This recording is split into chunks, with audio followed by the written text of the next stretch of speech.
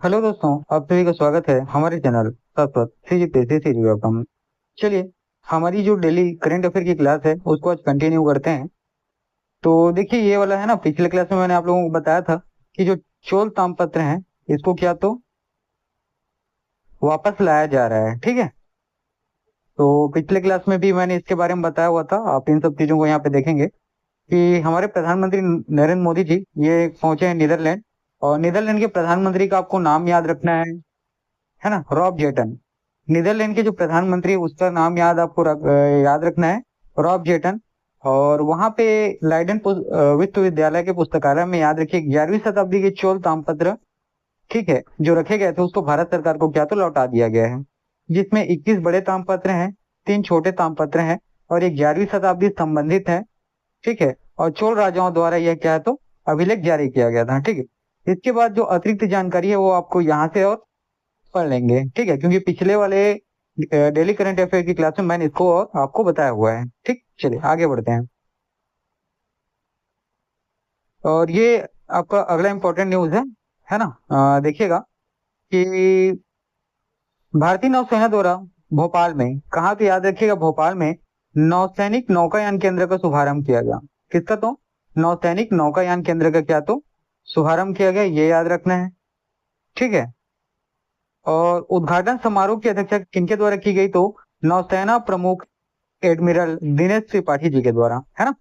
तो उद्घाटन समूह का अध्यक्षता किसके द्वारा किया गया तो नौसेना प्रमुख एडमिरल दिनेश के त्रिपाठी जी के द्वारा। बस इतनी चीजें याद रखना, इतनी चीजें इसमें क्या है तो इम्पोर्टेंट है। ठीक है, और कहाँ किया गया, भोपाल में। ठीक है, नौसैनिक नौकायान केंद्र का शुभारंभ किया गया। ठीक है, ये उसका फोटो है, देखिएगा, है ना। ये ब्रिक्स है ना। ब्रिक्स के बारे में जैसे आप सभी लोग जानते हैं, तो इसके इतिहास के बारे में यहाँ पे थोड़ा सा आप लोग देख लेना, है ना। और ब्रिक्स के बारे में सबसे इम्पोर्टेंट यहाँ पे एक चीज याद रखना कि 2011 में दक्षिण अफ्रीका जो है शामिल होने के बाद जो पहले ब्रिक था, BRIC, वो क्या तो ब्रिक्स बना। तो ब्रिक्स का सबसे नया सदस्य कौन है तो याद रखिएगा, कौन तो दक्षिण अफ्रीका। कब वो शामिल हुआ तो 2011 में।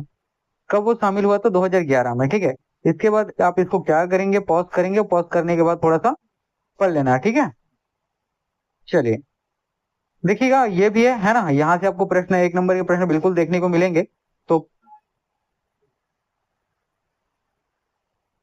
ठीक है, तो प्रधानमंत्री मोदी जी के, ठीक है, जितनी भी इंपॉर्टेंट चीजें हैं सभी चीजों को मैंने यहाँ पे शामिल किया हुआ है। तो इनकी जो यात्राएं हैं, ठीक है, जो वैश्विक यात्राएं हैं, ठीक है, उसके बारे में यहाँ पे डिटेल में दिया हुआ है। तो आप इन सब चीजों को पढ़ेंगे, है ना। यहाँ कहीं ना कहीं से आपको 1 या 2 नंबर के प्रश्न देखने को मिलने वाले हैं। ठीक है,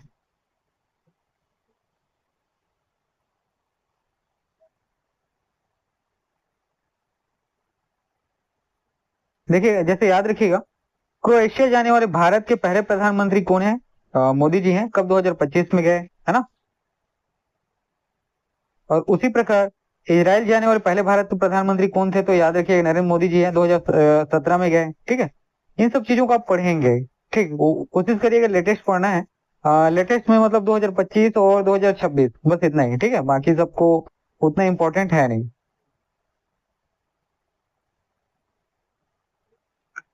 उसी प्रकार ये जो इम्पोर्टेंट है ना, इसके बारे में याद रखिए, जिसको कहा जाता है अंतर्राष्ट्रीय संग्रहालय दिवस, है ना।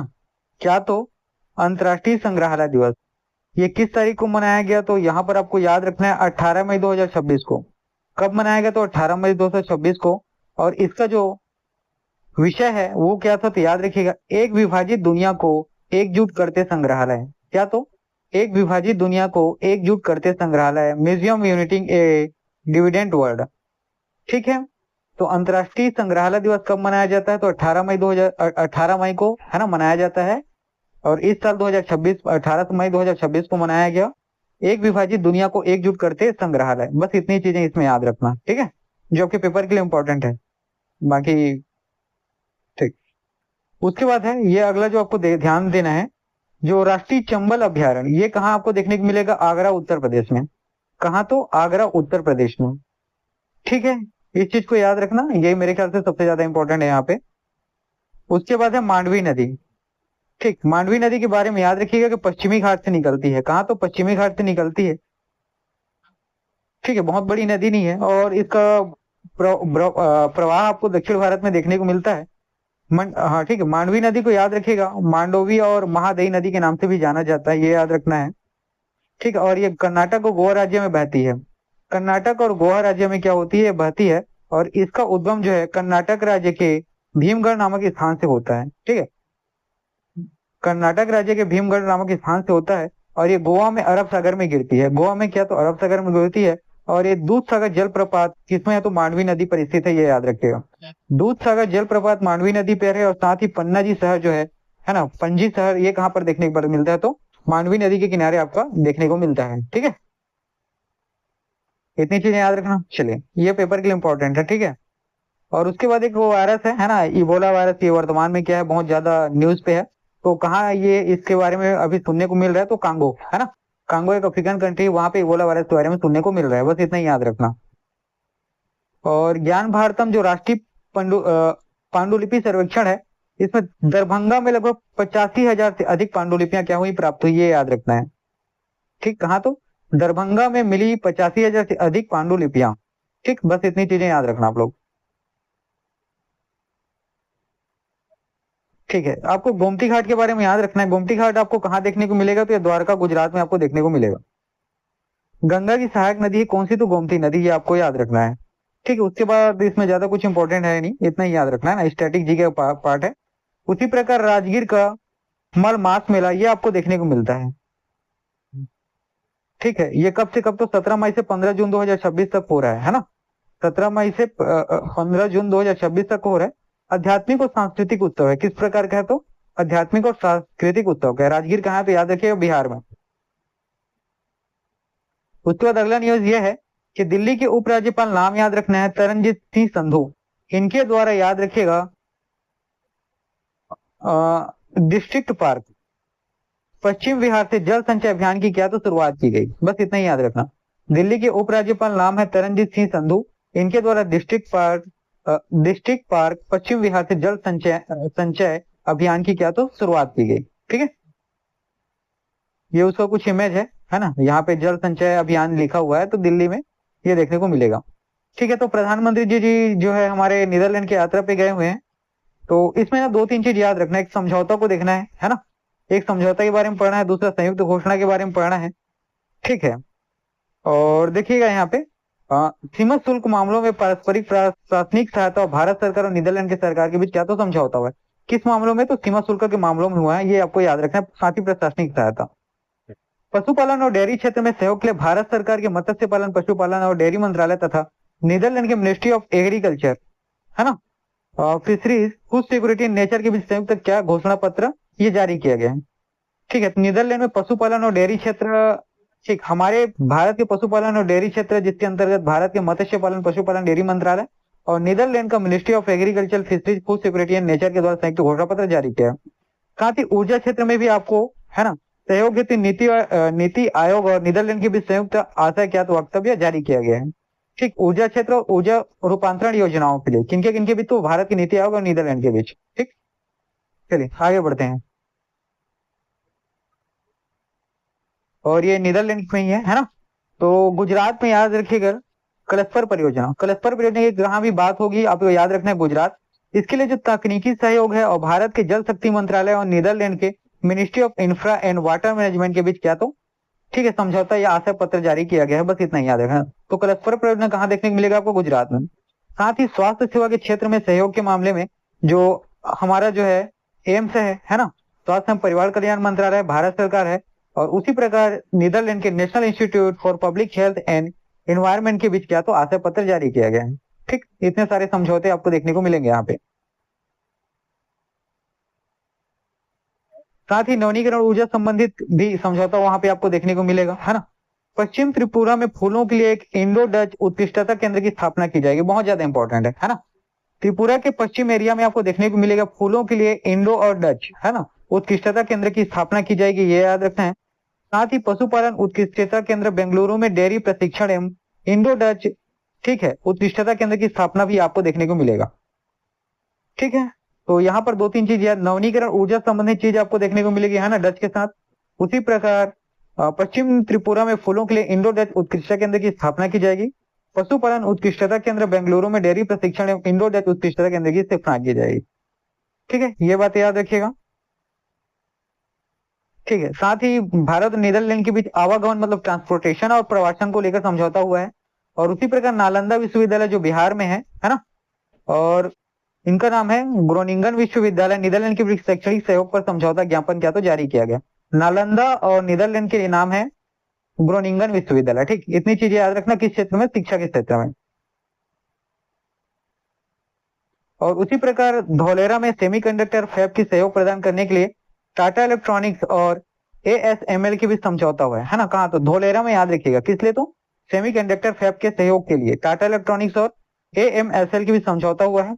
उसी प्रकार क्रिटिकल मिनरल्स है ना, इसके लिए भारत के खान मंत्रालय और नीदरलैंड के विदेश मंत्रालय के बीच समझौता ज्ञापन जारी किया गया, ये इंपॉर्टेंट है।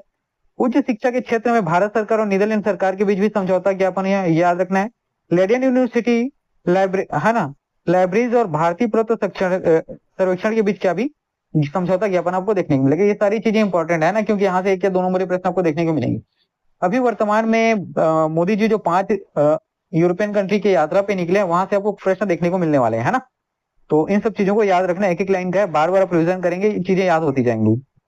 और नीदरलैंड के बीच लगभग 226 से 2026 से लेकर 30 तक किस तरीके की चीजें रिलेशनशिप में चलेगी, उसके बारे में यहाँ पे बताया गया है।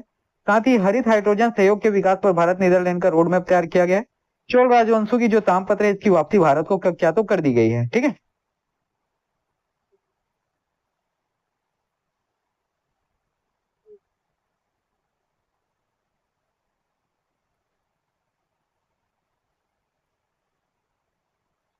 चलिए देखते हैं यहाँ पे।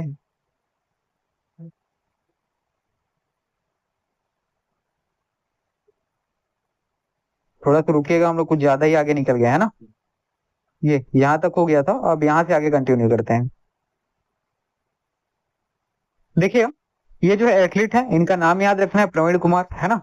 इनको पद्मश्री 2026 दिया जाएगा। ये कहाँ से बिलोंग करते हैं, तो उत्तर प्रदेश है। और किस क्षेत्र में पद्मश्री मिलेगा, तो खेल के क्षेत्र में। ये कैसे हैं, तो याद रखिएगा, पैरा एथलेटिक्स खिलाड़ी हैं, है ना। ये कैसे हैं, तो पैरा एथलेटिक्स खिलाड़ी हैं। नाम याद रखना है, प्रवीण कुमार। ठीक है, चलिए फिर आगे बढ़िएगा। उसके बाद एक सेहत मिशन है।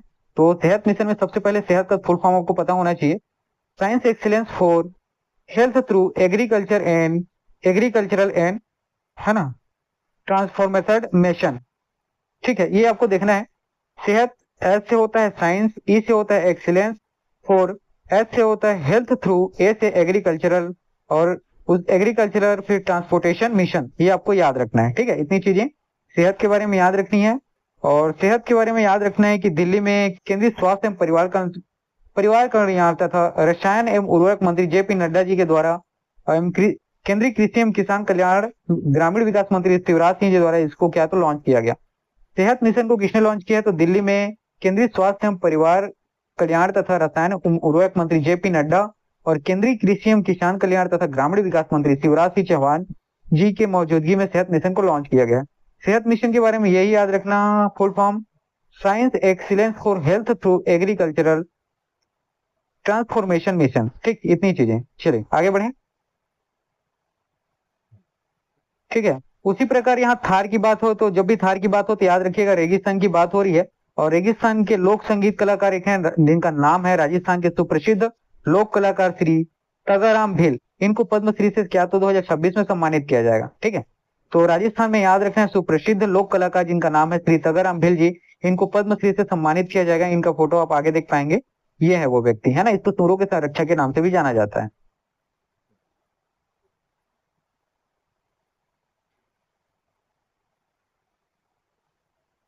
हाँ, इसको आप देख लेना, उतना इंपॉर्टेंट ये नहीं है। ठीक है, इसके बाद अगला ये ध्यान देना। ठीक है, उसके बाद प्रधानमंत्री मोदी जी ने, याद रखिएगा, गोथेनबर्ग में, कहा तो गोथेनबर्ग में, कहा है तो स्वीडन। तो गोथेनबर्ग में याद रखिए, स्वीडन में प्रधानमंत्री उल्फ क्रिस्टन, है ना, उल्फ क्रिस्टन के साथ क्या तो बातचीत की। तो प्रधानमंत्री मोदी जी, है ना, भारत के प्रधानमंत्री मोदी जी और स्वीडन के प्रधानमंत्री कौन है, तो नाम याद रखिएगा, उल्फ क्रिस्टन, है ना, उल्फ क्रिस्टन। बस इतनी चीजें इसमें याद रखना। ठीक है, क्योंकि डायरेक्ट आपके पेपर में पूछा जा सकता है। उसी प्रकार अंतर्राष्ट्रीय संग्रहालय, जिसके बारे में मैंने बताया आपको, है ना, थोड़ी देर पहले, 18 तारीख को मनाया जाता है। तो पहला सार्वजनिक म्यूजियम ब्रिटिश म्यूजियम जो था, जिसकी स्थापना कब हुई? 1773 में, है ना। और भारत का सबसे बड़ा और सबसे पुराना म्यूजियम कौन है? कोलकाता में बना इंडियन म्यूजियम, जो कब बना? 1814 में। कब बना? तो 1814 में, याद रखना है, ठीक है।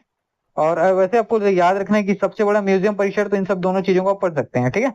बाकी उतना इंपॉर्टेंट वो नहीं है।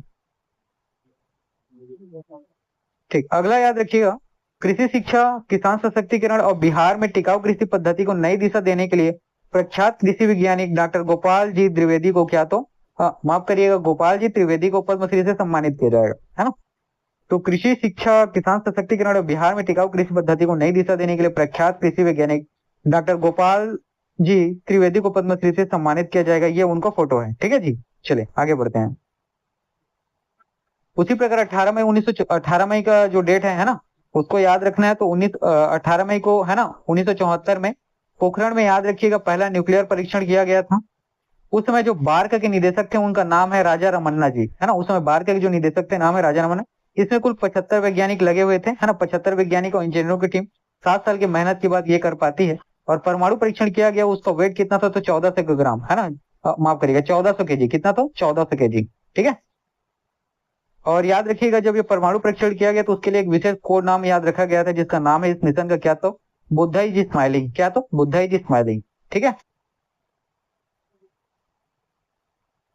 उसी प्रकार अगला जो इंपॉर्टेंट न्यूज है ना, ये कांग्रेस वालों की तरफ से, तो याद रखिएगा, जो मछुआरे हैं उनके मछलियों पर 1000 रुपए प्रति केजी एमएसपी का लाभ दिया जाएगा। किसने जारी किया? हिमाचल प्रदेश ने, है ना। जो मछुआरे हैं उनको 1000 प्रति किलो पर एमएसपी दिया जाएगा। कितना? तो 100 रुपए प्रति किलो एमएसपी दिया जाएगा, है ना। 100 रुपए प्रति किलो पर क्या तो उनको एमएसपी दिया जाएगा। ये कहाँ जारी किया गया? हिमाचल प्रदेश में। और 6000 से अधिक मछुआरे इससे क्या हो तो लाभान्वित होंगे, ठीक है। चलिए आगे बढ़ते हैं। ठीक है, तो स्वीडन में हमारे, है ना, स्वीडन दौरे पर भी हमारे प्रधानमंत्री नरेंद्र मोदी जी हैं, जहां उन्हें royal order of the polar star commander great cross से सम्मानित किया जाएगा, ठीक है। ये याद रखिएगा, पोलैंड का सर्वोच्च नागरिक सम्मान है, ये भी याद रखना है आपको, है ना। तो स्वीडन में प्रधानमंत्री नरेंद्र मोदी जी को क्या तो royal order of the polar star, है ना, कमांडर ग्रैंड क्रॉस से सम्मानित किया गया, ये आपको याद रखना है, ठीक है। और ये जो पुरस्कार है ये क्या होता है? तो स्वीडन का सर्वोच्च पुरस्कार है, ये आपको याद रखेगा। उसके बाद 18 तारीख के जो इंपॉर्टेंट चीजें हैं, है ना, उसके बारे में देखते हैं कि अमित शाह जी जो है केंद्रीय गृह एवं सहकारिता मंत्री, ये छत्तीसगढ़ में, है ना, इनका क्या होता है? दौरा है, ये आपको याद रखना है। छत्तीसगढ़ वाले ये विशेष कर याद रखना। उसके बाद जो इंपॉर्टेंट है, अल्पसंख्यक कार्य मंत्रालय क्षमता निर्माण कौशल विकास अल्पसंख्यक समुदाय के शैक्षिक सशक्तिकरण के लिए प्रधानमंत्री विकास योजना के अंतर्गत राष्ट्रीय प्रौद्योगिकी संस्थान कौन एनआईटी कालीकट एवं केरल तथा केंद्रीय विश्वविद्यालय के समझौता ज्ञापन पर क्या तो हस्ताक्षर करेगा। बहुत ज्यादा इंपॉर्टेंट, इसको पढ़ लेना आप लोग, है ना। ठीक है, उसके बाद अंतर्राष्ट्रीय संग्रहालय दिवस 2026 के अवसर पर संस्कृति मंत्रालय राष्ट्रीय विज्ञान संग्रहालय परिषद के सभी संग्रहालय में निःशुल्क प्रवेश की सुविधा। तो ये उतना इंपॉर्टेंट नहीं है ना। दूसरा वाला याद रखना है। और भारतीय सेना, ये बहुत ज्यादा इंपॉर्टेंट है ना। भारतीय सेना मेघालय के उमरोई स्थित, है ना, विदेशी प्रशिक्षण केंद्र में आयोजित होने वाले अभ्यास, जिसका नाम क्या है? प्रगति, के प्रथम संस्करण के लिए 12 मित्रों के देशों के सैन्य दलों की मेजबानी करेगा। बहुत इंपॉर्टेंट है। भारतीय सेना कहाँ पर? तो मेघालय में। मेघालय में कहाँ पर? तो उमरोई में जो प्रशिक्षण केंद्र है वहां पर, जिसका नाम क्या है? अभ्यास प्रगति। इसका पहला संस्करण होने वाला है। इसमें 12 मित्र देश के सैन्य दलों के साथ क्या तो मेजबानी करेगा। ठीक है, तो भारतीय महासागर पोत सागर याद रखिएगा, श्रीलंका नौसेना के साथ एक पैसेज एक्सरसाइज में कोलंबो के लिए किया तो प्रस्थान करें। इसके बाद, इसके लिए बाद में डिटेल में आएगा, उसके बारे में और बताऊंगा, ठीक है। हाँ। अगला आपको याद रखने की, पूरे देश में ग्रामीण क्षेत्रों में विकसित भारत जी राम जी अधिनियम 1 जुलाई 2026 से क्या तो इसको शुभारंभ किया जाएगा। याद रखना ये क्या है? वही पुराना जो नरेगा मरेगा चल रहा था ना, वही है, ठीक है।